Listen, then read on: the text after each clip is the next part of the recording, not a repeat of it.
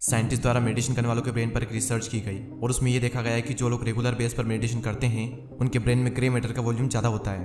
अभी grey matter क्या होता है? देखो, हमारा जो ब्रेन होता है वो मेनली दो टिश्यूज मिलकर बना होता है, जिसमें 60% पार्ट व्हाइट मैटर का होता है और 40% पार्ट ग्रे मैटर का होता है। और इसी 40% पार्ट में हमारे ब्रेन के ज़्यादातर न्यूरॉन्स होते हैं। और एक ग्रे मैटर हमारे ब्रेन का वो पार्ट है जो कि रिस्पॉन्सिबल होता है memory, decision making, self control. और इंसानी दिमाग में ग्रे मैटर जितना ज़्यादा रहेगा हमारा ब्रेन उतना ही ज़्यादा जवान रहेगा, आपकी मेमोरी तेज होगी और हम बेटर डिसीजन ले पाएंगे। देखो, हमारे ब्रेन में न्यूरॉन्स के कनेक्शन से बहुत सारे नेटवर्क्स बनते हैं और इन्हीं में से एक नेटवर्क है DMN, डिफॉल्ट मोड नेटवर्क। और ये जो नेटवर्क होता है ये हमें प्रेजेंट के बारे में सोचने नहीं देता है और पास्ट और फ्यूचर के बारे में सोचने पर मजबूर करता है। यानी कि ये जितना कम एक्टिव रहेगा हमारा फोकस एक टाइम पर उतना ही ज्यादा रहेगा, हमारी कॉन्सेंट्रेशन इंप्रूव होगी। और रिसर्च में ये भी देखा गया है कि जो लोग रेगुलर बेस पर मेडिटेशन करते हैं उनके DMN में बहुत ही कम एक्टिविटी होती है। और रिसर्च में ये भी देखा गया है कि जो लोग मेडिटेशन करते हैं उनके हिप्पोकैम्पस की कॉर्टिकल थिकनेस बड़ी होती है। हिप्पोकैम्पस हमारे ब्रेन का वो पार्ट होता है जो कि मेजर प्रोसेस जैसे कि लर्निंग, मेमोरी में बहुत इंपॉर्टेंट रोल अदा करता है। मेडिटेशन के फायदे के बारे में अगर हम बात करने बैठेंगे तो 2 घंटे हो जाएंगे और वो मुझे आपको बताने की जरूरत बिल्कुल भी नहीं है। इस वीडियो का मेन पर्पस ये है कि मैं आपको कुछ ऐसे मेडिटेशन के बारे में बताऊंगा जिससे कि आपका माइंड बहुत ज्यादा शार्प हो जाएगा, आपकी अवेयरनेस, आपकी मेमोरी बहुत ज्यादा बढ़ जाएगी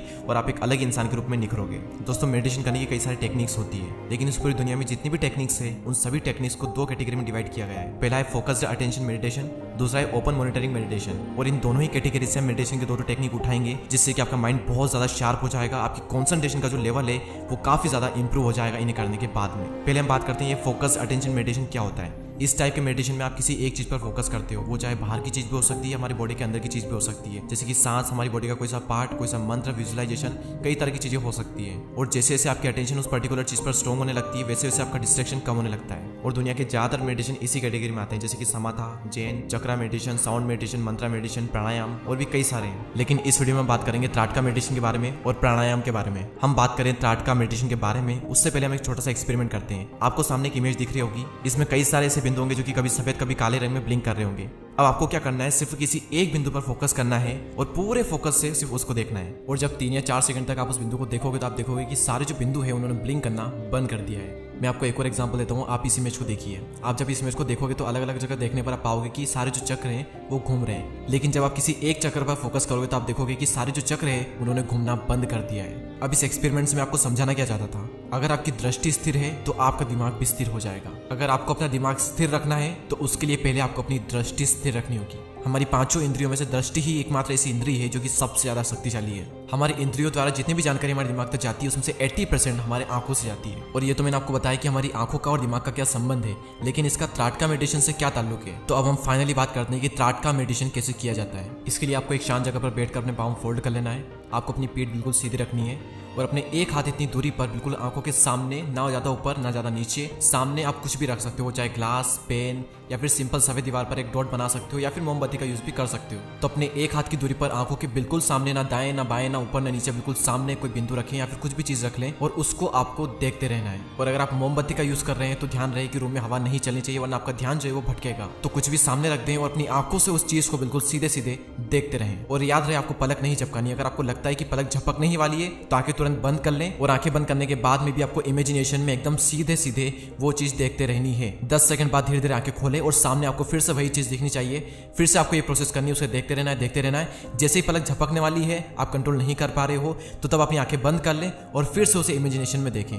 फिर 5 या 10 सेकंड के लिए आंखें बंद करें, फिर से उसे खोलें और फिर से उस चीज को देखते रहें। अब इस मेडिटेशन को करने से हमारे दिमाग पर क्या फर्क पड़ेगा, जब हम अपनी आंखों से दाएं तरफ देखते हैं तो हमारे मस्तिष्क का राइट हेमिस्फीयर एक्टिव हो जाता है, और जब हम अपनी आंखों से बाएं तरफ देखते हैं तो हमारे दिमाग का लेफ्ट हेमिस्फीयर एक्टिव हो जाता है। लेकिन जब हम त्राटक मेडिटेशन करते हैं हमारी जो आंखें होती है वो बिल्कुल सेंटर में होती है, जिसकी वजह से हमारे दोनों हेमिस्फीयर एक साथ एक्टिव हो जाते हैं, जिससे कि हमारी स्मरण शक्ति, चीजों को समझने की, प्रॉब्लम सोल्व करने की एबिलिटी बढ़ जाती है और साथ ही साथ आपका फोकस एंड कंसंट्रेशन भी काफी हद तक बढ़ जाता है। अब फोकस्ड अटेंशन मेडिटेशन के अंदर हम एक और मेडिटेशन के बारे में बात करते हैं जो कि दुनिया का सबसे ज्यादा इफेक्टिव मेडिटेशन है हमारी कंसंट्रेशन और फोकस को बढ़ाने के लिए, जिसे हम कहते हैं प्राणायाम। क्या आपको पता है कि मेडिटेशन में और प्राणायाम में हमें हमारी सांसों पर फोकस करने को क्यों कहा जाता है? ऐसा माना जाता है कि जितनी गहरी आपकी सांस होगी आपका दिमाग उतना ही ज्यादा तेज होगा, और ये बात साइंटिफिकली प्रूवन भी है, क्योंकि जब आप सांस अंदर की ओर लेते हो तो आपका ब्रेन का एक पार्ट लोकस कोरिलेस में एक्टिविटी बढ़ जाती है। और जब आप सांस छोड़ते हो तो आपके लोकस कोरिलेस में एक्टिविटी कम हो जाती है। इसी तरह जब कोई इंसान छोटी छोटी सांसें लेता है तो ब्रेन का यह जो पार्ट है ये हाइपर एक्टिव हो जाता है, जिसके चलते हमारे ब्लड में नॉन एड्रेनल हार्मोन रिलीज होने लगता है और आपका हार्ट रेट और स्ट्रेस लेवल बढ़ने लगता है, जिसके चलते ब्लड में कोर्टिसोल की मात्रा बढ़ जाती है। और कोर्टिसोल एक स्ट्रेस हार्मोन है और इसका हमारे ब्रेन पर बहुत ही बुरा इफेक्ट पड़ता है, क्योंकि ये कई सारे न्यूरॉन्स को डैमेज कर देता है जो कि बहुत ज्यादा रिस्पॉन्सिबल होते हैं याददाश्त और लर्निंग के लिए। और वहीं दूसरी ओर जब आपकी सांसें लंबी और गहरी होती है तब आपका ब्रेन लिमिटेड अमाउंट में नॉन एड्रेनल हार्मोन रिलीज करता है, जिससे कि आपका हार्ट रेट और स्ट्रेस लेवल नॉर्मल रहता है और आपके ब्लड में कोर्टिसोल हार्मोन रिलीज नहीं होता है, जिससे कि आपके ब्रेन के जो न्यूरॉन्स है वो डैमेज नहीं होते हैं और आपका ब्रेन धीरे धीरे और ज्यादा शार्प होने लगता है, आपकी याददाश्त स्मरण शक्ति बढ़ने लगती है। अब यहाँ पर सवाल आता है कि प्राणायाम करने का सही तरीका क्या है, प्राणायाम किया कैसे जाता है। सबसे पहले आपको कंफर्टेबल होकर बैठ जाना है। शुरुआत में आपको नॉर्मल जैसे आप सांस लेते हो वैसे ही लेना है। उसके बाद में आपको थोड़ी लंबी सांसें लेना है और फिर आपको ऐसी सांस लेना है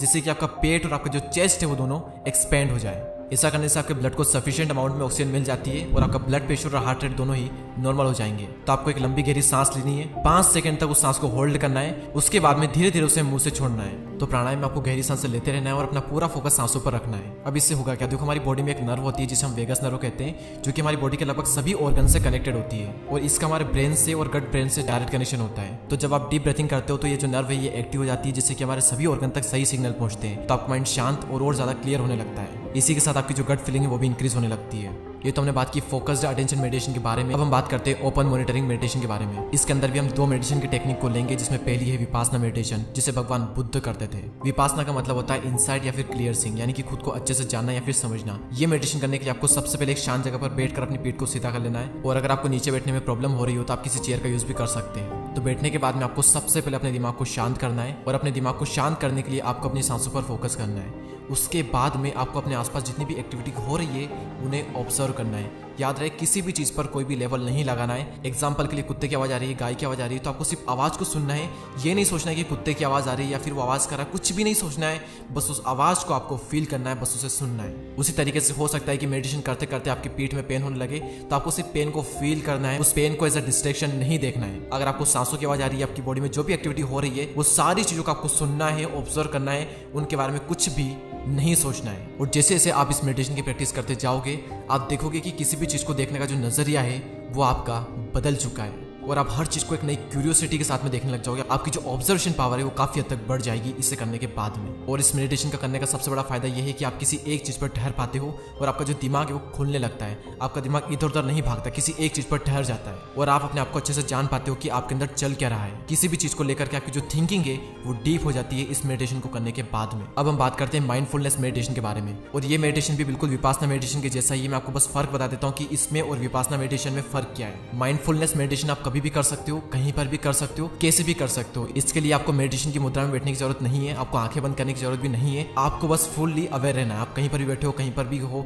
खा रहे हो, पी रहे हो, कुछ भी कर रहे हो, आपको बस अवेयर रहना है। आपके आसपास जो भी हो रहा है उसे ऑब्जर्व करना है बस। एग्जाम्पल के लिए हो सकता है कि आप कहीं पर बैठ कर या फिर खड़े होकर या फिर लेट करके इस वीडियो को देख रहे हो, तो इस वीडियो को पॉज करो और अपने आसपास देखो कि क्या हो रहा है। किसी भी चीज पर याद रहे कोई भी लेवल नहीं लगाना है। ये बिल्कुल विपासना मेडिटेशन के जैसा ही है, बस इसमें कुछ कंडीशन बदल जाती है। तो आपको किसी चीज पर कोई लेवल नहीं लगाना है। गौर करो कि आपके आसपास क्या क्या हो रहा है। कोई आवाज आ रही है तो किस टाइप से आवाज आ रही है, उस आवाज पर लेवल मत लगाना। जो आवाज आ रही है उसे फील करो। आपकी सांसों की आवाज, आपकी धड़कन की आवाज, आपकी बॉडी में क्या हो रहा है क्या नहीं हो रहा है, सभी चीजों को ऑब्जर्व करो। और एक और बात की वो चाहे कोई सा भी मेडिटेशन हो, आपको एक बात ध्यान में रखनी है कि मेडिटेशन करते वक्त आपका ध्यान भटकेगा ही भटकेगा, क्योंकि हमारे माइंड को आदत हो चुकी है डिस्ट्रैक्ट होने की। तो मेडिटेशन करते वक्त भी आपके साथ में ये होगा तो इट्स नॉर्मल।